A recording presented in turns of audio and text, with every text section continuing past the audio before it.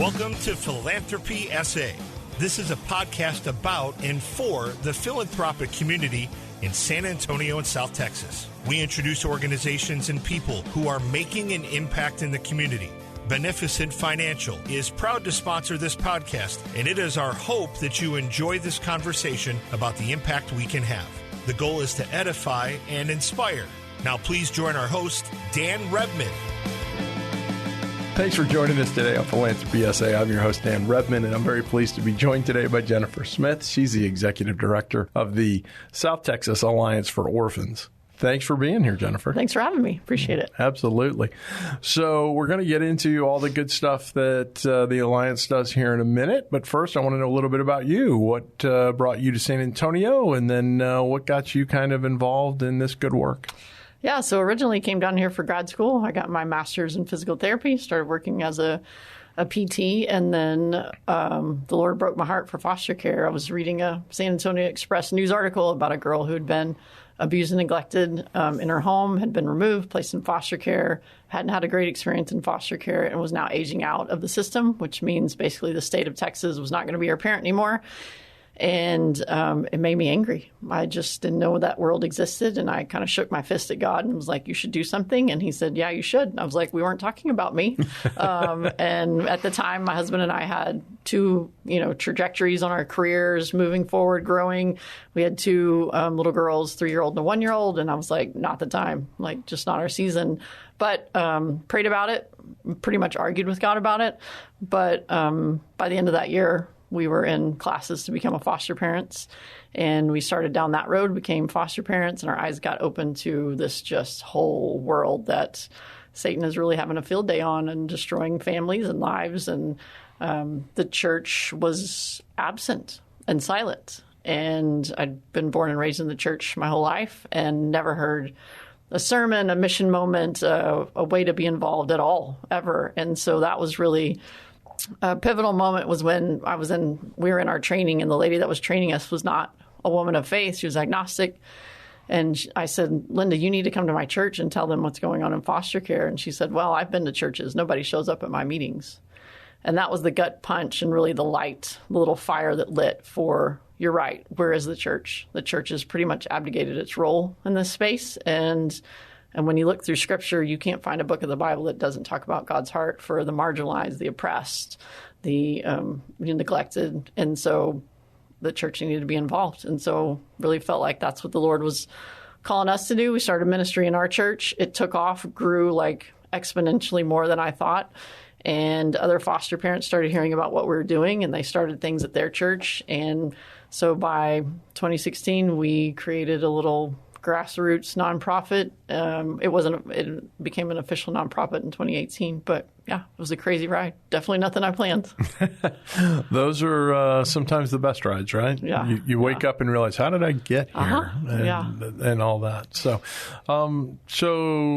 you started in terms of becoming a foster parent yourself, and then kind of that transition to basically supporting the overall the organizations that help foster children and that type of thing, right? Is that it? Or? So, in the beginning, we were just grassroots, started at our church and a couple other churches, basically just handed off like, hey, here's what we're doing. We're letting the church know there's kids in foster care and we need more foster parents. That was basically it.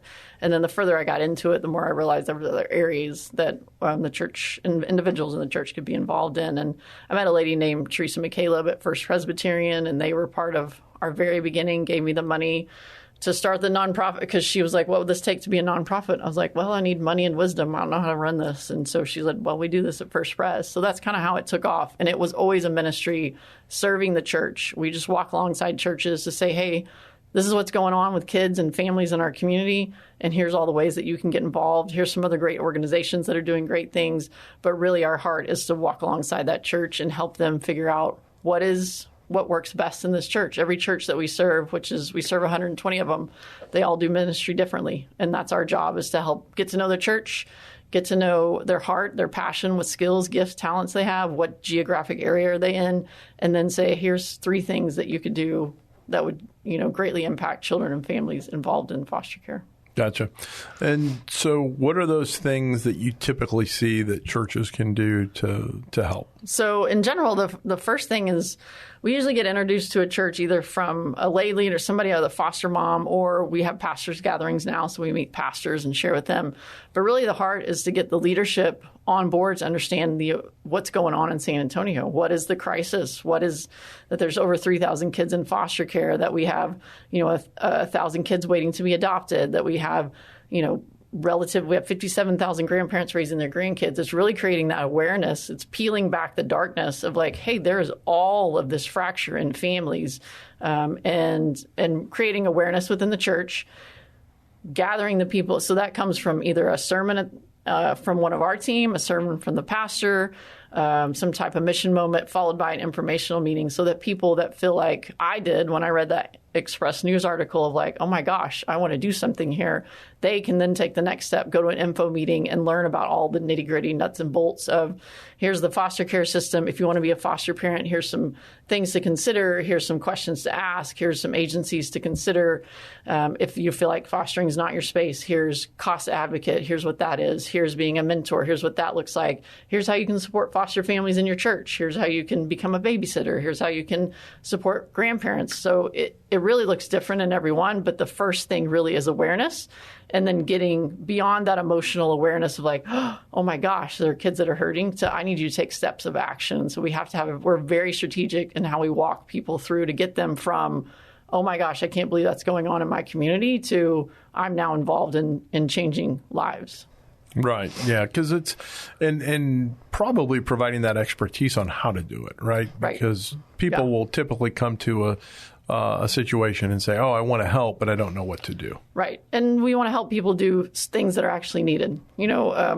Sometimes people meet needs that don't exist. And so we want to help guide them to, no, here's really what is needed in this space. And here's ways that you can get involved, and help churches be smart about what they're asking their people to do, encouraging their people to do, and then really walking alongside, especially the ones that are their kinship, their grandparents raising their grandkids, their foster parents in the trenches, their adoptive parents in the trenches. And once they start doing that in the church, then the church body really knowing how to love on them and wrap around them. Always give the example of like, when you have a baby in a church, everybody knows what to do. They bring you meals and they bring you coffee and they check on you. But when you bring a 9-year-old home, they don't really know what to do.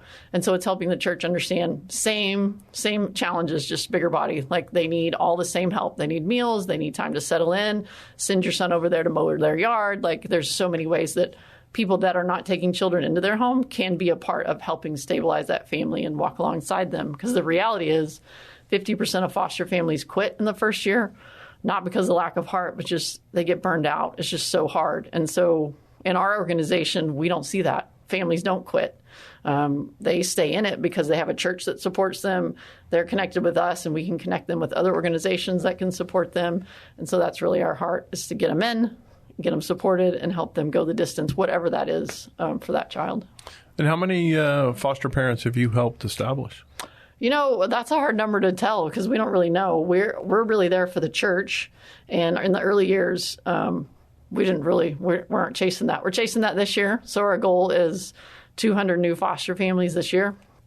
So we've got a ways to go. There's a lag time between getting people in and getting them licensed. But our goal this year is 200. So I'll let you know by the end of the year if we hit that. But that's just because we don't have enough foster families in San Antonio. So in a city of 2.5 million people, 1,200 Christian churches, 3,000 kids in foster care, we're sending them out of San Antonio. So one of the guys on our team, they just opened a foster, and when they called them, they're like, hey, will you take this child? Otherwise, we're putting on a bus to El Paso.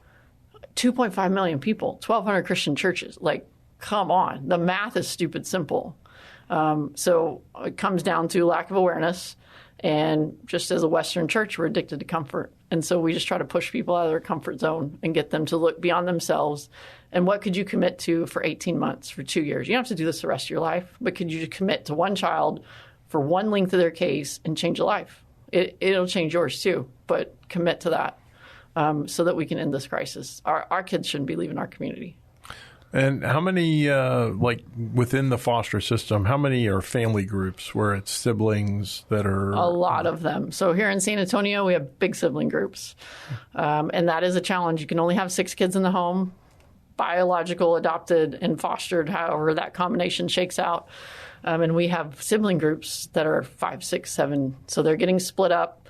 So not only do they have the trauma of whatever they were going through, trauma of the removal, but now maybe Big Brother was their protector, maybe Big Sister took care of them, and now they're separated. And so it's an additional trauma when we don't have homes that can take 2 siblings, 3 siblings, 4 siblings. So I don't know the stats on exactly what the percentage of that is, but it's probably close to 50% of the kids are in sibling groups of some sort. Yeah. That's that kind of tugs at your heart when you think about kids. Mm-hmm. Like you said, it's a double trauma. Right. It's just kind of one of those situations. So somebody's, listening to this and saying, wow, maybe my church isn't involved in this. How can they help and get involved and do something that's, maybe independent of the church organization? Yeah. So one, if their church not involved and they want them to be, we're happy to have those conversations. We can go meet with their pastor. We can help them, figure out what that looks like. We have a website, Orphans.org, and they can go on there. We have different tabs for I'm an individual, I'm a church, I'm a pastor, I'm a business, and there's different pathways for them to understand kind of what are the options. We have Christian business leaders that, leverage their business in this space. But as an individual, there's lots of ways to get involved. Depending on the level, how deep you want to go on the pool. If you want to jump in deep, we'll teach you, what it looks like to be a foster parent and some great questions to ask as you're evaluating agencies. If you're like, I want to volunteer in an event or I want to write a check, we help you figure out what does that look like? Where is your passion point? How can we connect you with either our organization or other organizations that serve in the foster space that would fit? We've had people that are like, I was a teen mom. I want to give back to teen moms. Great. We have some organizations we can connect you with. Or, my grandma raised me. I'd love to give back to grandparents that are raising. Great. We have this program called Alliance Prevention Network. We serve a ton of grandparents, or our Kin Mart, or our Grand Mart, or our Jingle Mart, and we can just plug them in that way. Very good. And so one of those is we're recording this during the summertime frame, and one of those is coming up is Kin Mart. And I know my church is involved in that as well. Talk about that program and the way it works and what goes on. So Kin Mart was a program that I think we're on year 4 now. We just saw a need and we wanted to be able to fill it, and it gives people a way to get closer to the proximity of the problem. So it's relative caregivers, typically a single grandma who got a call on a Tuesday and they said, hey, we're removing your kids from your son or daughter. Either you take them or we're putting them into foster care and you may never see them again. And so these grandparents who are typically on a fixed income, usually have some kind of health challenge, they're taking in 2, 3, 4 kids. And all that financial burden, they usually do not get any kind of support, at least initially, until somebody helps guide them to become a licensed kinship family. And so Kin Mart was a way to take the burden off of school supplies, off of that family, and also get them connected with other relative caregivers and some great orgs that serve them. So we have 4 different churches that do it.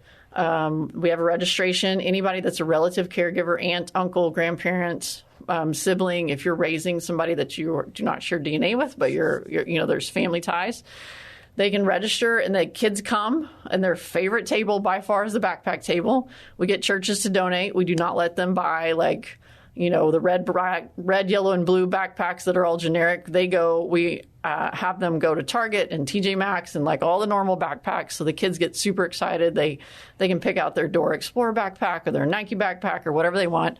And then they have little fake money that they get to go around to each table and buy their crayons and buy their matte pencils and buy their folders. And they just get super excited, big old smiles on their face, because though it's not normal going into a Target and shopping for your school supplies, it is more than just hey, here's your backpack with all your supplies in it, and you don't even get to decide if you want the red one or the blue one. These kids there's some dignity in the process.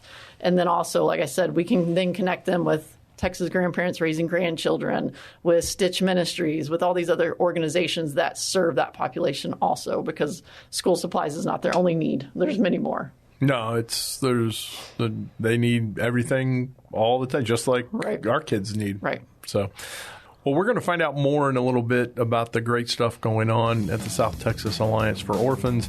But first, we're going to hear a word from our sponsor.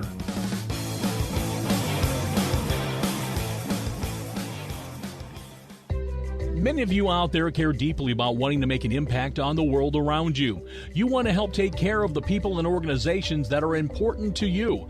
We understand that because we feel the same way. Beneficent Financial wants to help you. Our mission is to help people like you with professional, individualized financial advice achieve their objectives. Whether your financial legacy will stay within your family or benefit the community at large, we are able to help. Call Beneficent Financial today at 210-999-5511.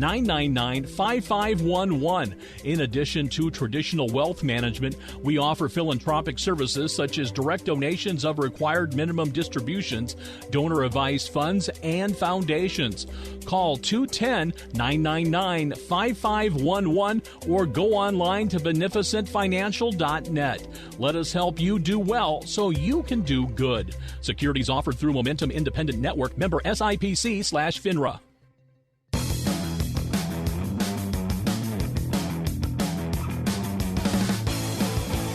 Welcome back.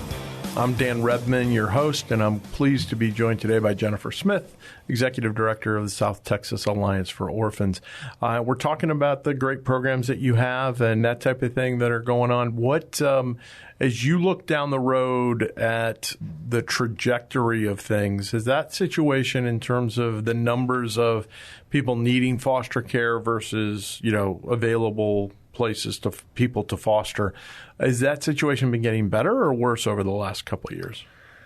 I would say it's kind of getting stagnant. We were making some good ground, and then COVID hit, and there was an extreme shift in all things for all of us, right? Hit the foster care space and the recruitment of foster families because churches were deciding whether they were wearing masks or not, and so foster care wasn't even on their radar.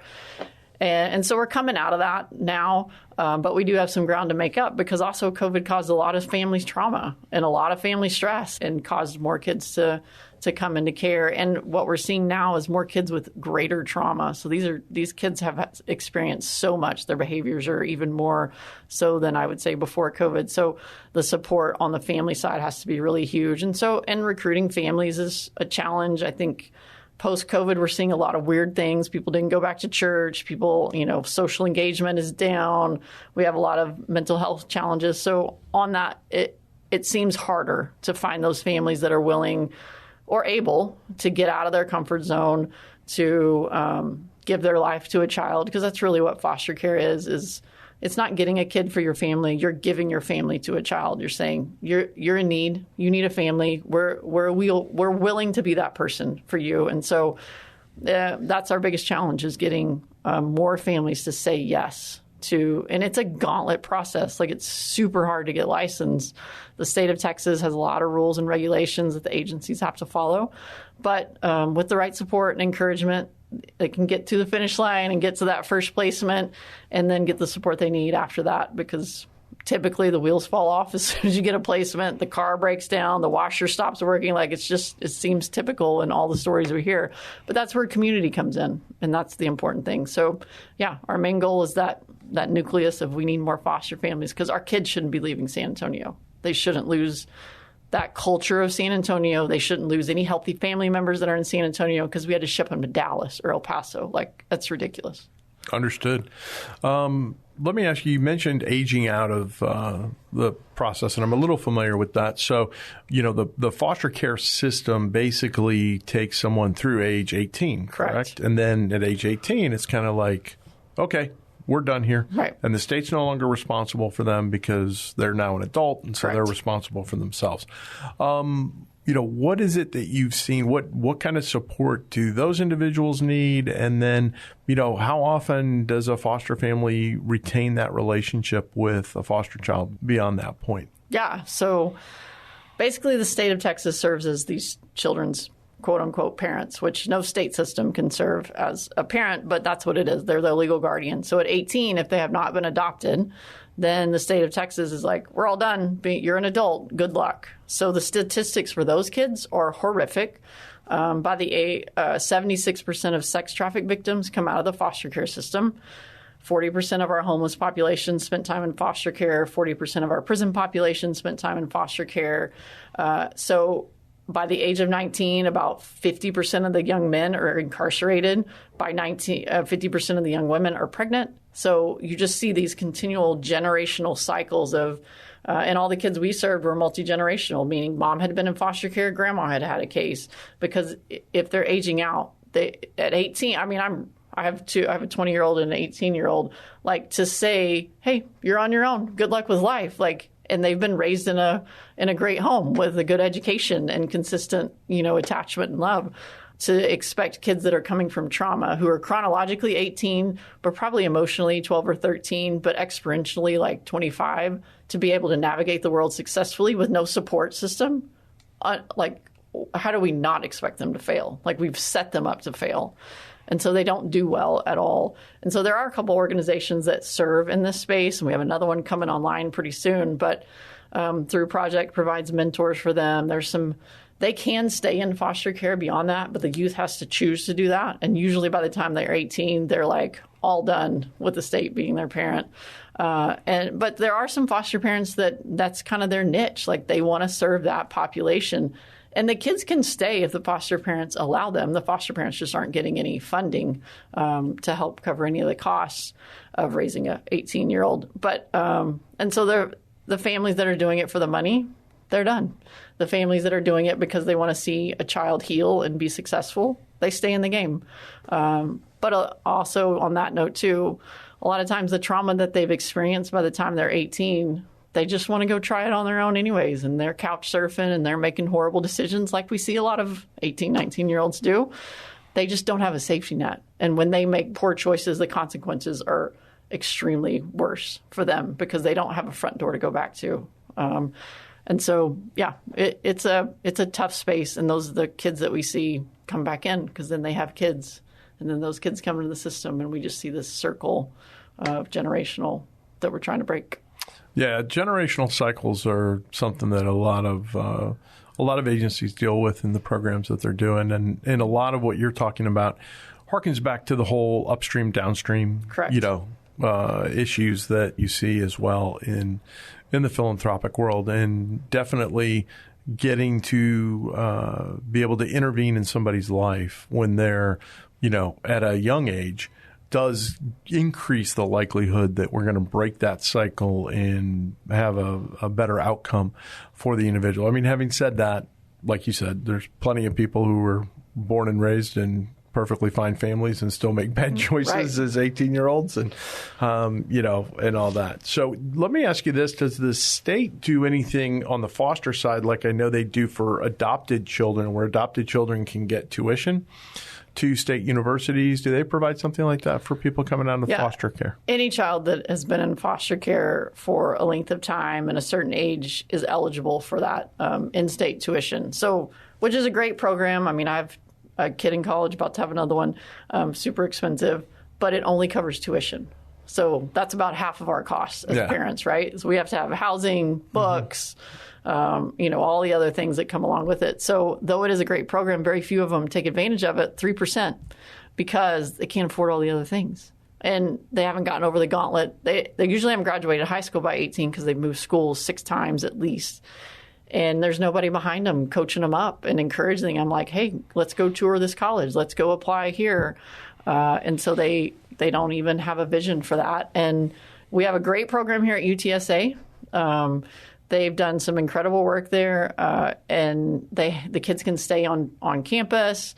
They have a counseling center specifically for them. So in San Antonio, we have resources for that. But if the kids don't know about it, they aren't connected with it, then they don't get to utilize it. So it is an untapped resource they're doing. It's not untapped. They're doing some great work, just not at the scale that it could be.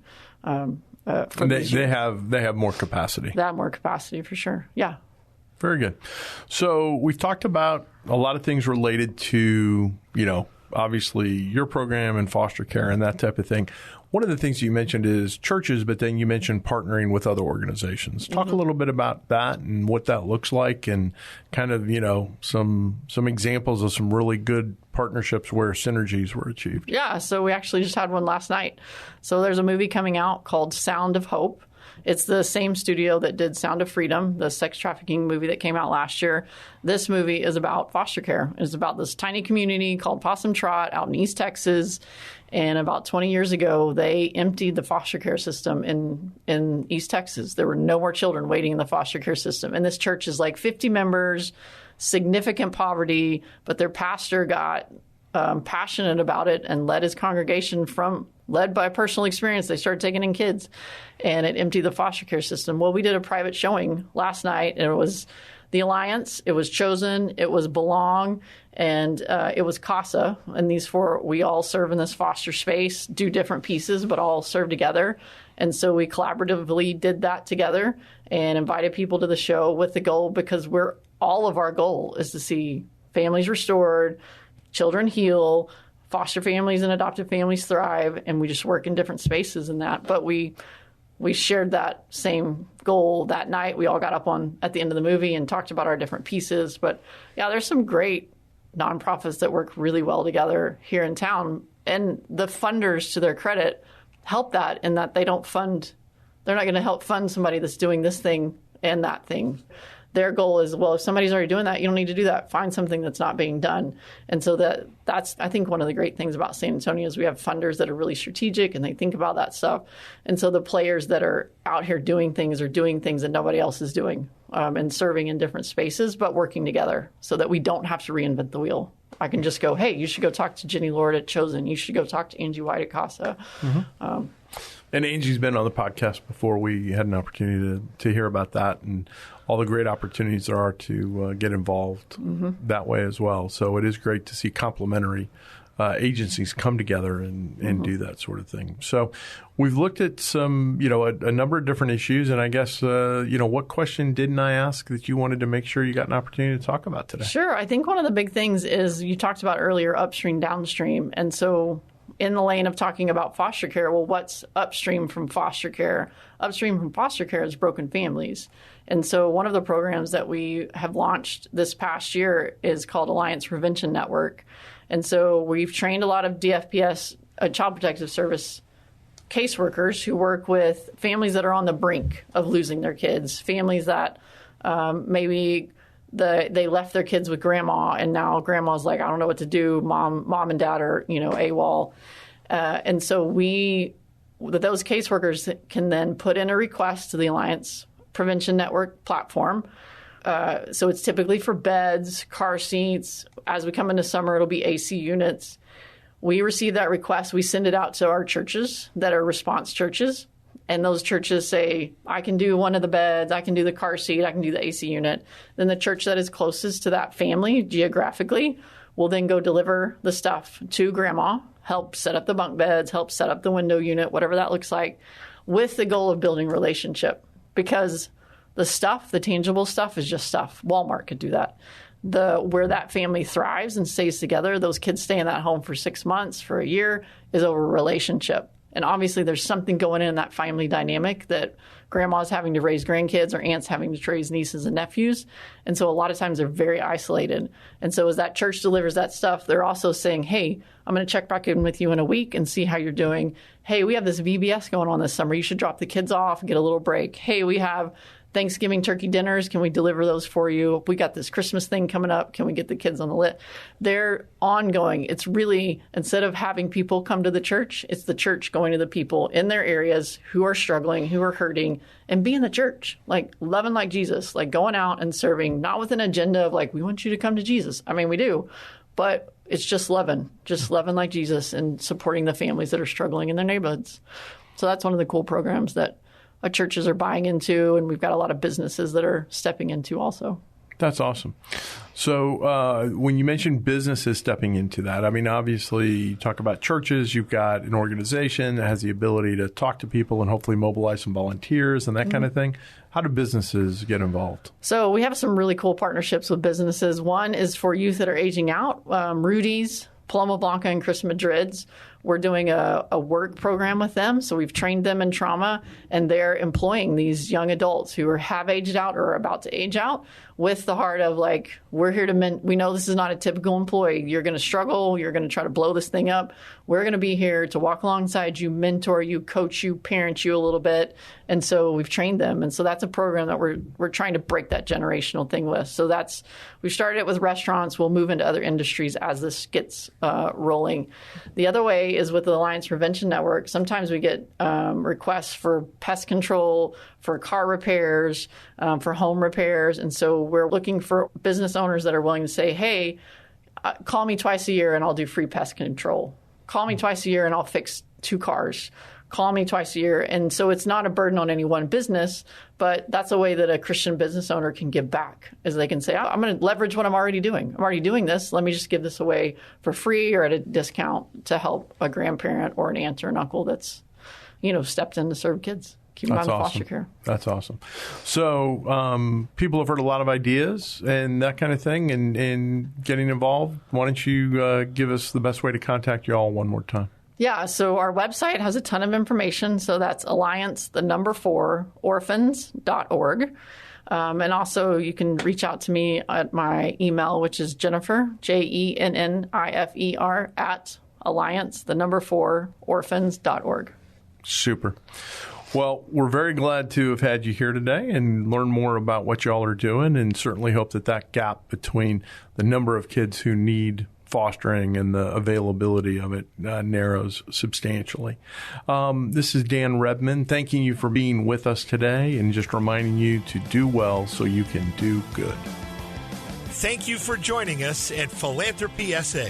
We hope you found something to inspire you during today's conversation.